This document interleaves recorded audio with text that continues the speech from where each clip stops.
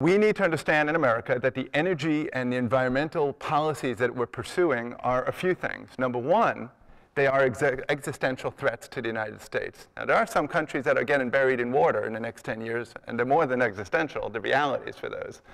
But for us, it is an existential threat in terms of the change that it will ensue in terms of the climate and various other things. The second thing, and it's not existential, but is real, is it's a national security, and it is an economic threat. When we take our national wealth and hand it over to OPEC and the various other oil-producing countries, what it does to our balance of trade, what it does to our national debt, what it does to promoting wars, increasing the likelihood of wars, maintaining a supply line in the Middle East, all this stuff, this costs us hundreds and hundreds of billions of dollars. And when you buy a gallon of gas for $2.70 or whatever it is right now, I promise you that's a very small fraction of the cost that you're really paying as a taxpayer in order to buy that oil.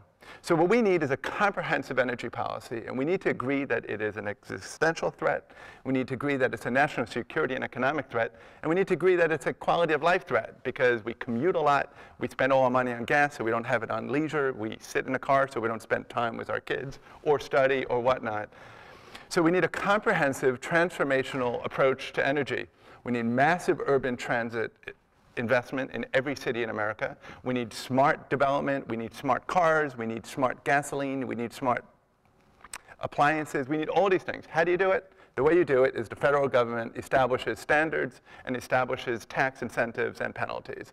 And through that, you can direct what's happening. And over 20 years, you get off carbon fossil fuels, period. What you really need is a fair carbon tax. If you want to incentivize people not to use carbon, tax it.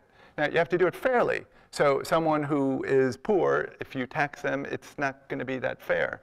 Someone who's a farmer who absolutely needs to do a lot of things that emit carbon, it would not be that fair if they have 5 kids. If they live in a rural environment where they don't have mass transit alternatives. So what you would have is you should have a fair tax system on carbon. But of course, this doesn't get stated in Congress because everybody knows, and if you read anything about this, it's not popular and it's not politically expedient.